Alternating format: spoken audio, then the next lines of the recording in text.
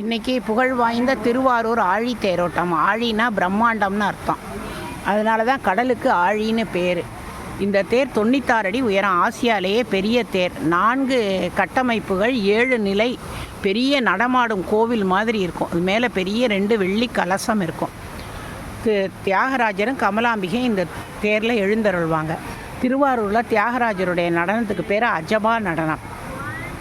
இந்த தேர் அசைந்து வரதான் அஜபா நடனம் மாதிரி தான் இருக்கும். அதாவது இந்த தேர் 4 வடம் இருக்கும். எல்லா தேர்லேயும் 2 வடம் இருக்கும். இந்த தேரில் 4 வடம் இருக்கும். 4 வடத்தையும் இழுத்து பக்தர்கள் ஆரூரா தியாகேசா தியாகேசா ஆரூரா அப்படின்னு சொல்லி அவங்க இழுக்கிறது பிரமாதமாக இருக்கும். அப்படியே அஜபா நடனம் ஆடிக்கிட்டு வர்ற மாதிரி அந்த தேர் குலுங்கி குலுங்கி அழகாக வரும்.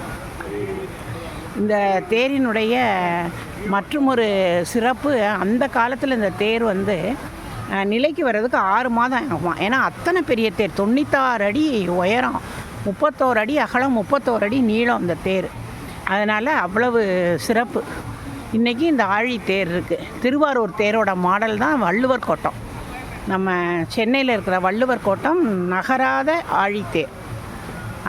ரெப்ளிகா ஆஃப் திருவாரூர் தேர் தான் இந்த வள்ளுவர் கோட்டம். இன்றைக்கி திருவாரூர் ஆழி தேர் ஆரூரா தியாகேசா ஆரூர் அமர்ந்த அரசே போற்றின்னு நம்ம வழிபாடு செய்வோம். டிவியில் பார்த்து கண்டு கழிப்போம்.